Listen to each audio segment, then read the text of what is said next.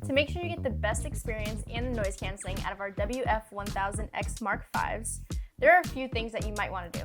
So they come with 4 different size earbud tips. Take a moment to try another size or even all of them. You want to make sure you find the right fit for you.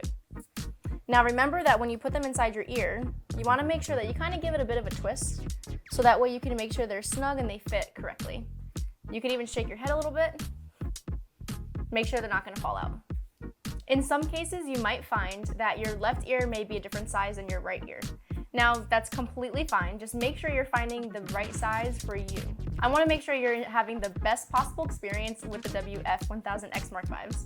Once you found your comfortable fit, there's actually a test that you can run to make sure that you have a great seal. Make sure your X Mark Vs are paired to your device and open the Sony Headphones Connect app.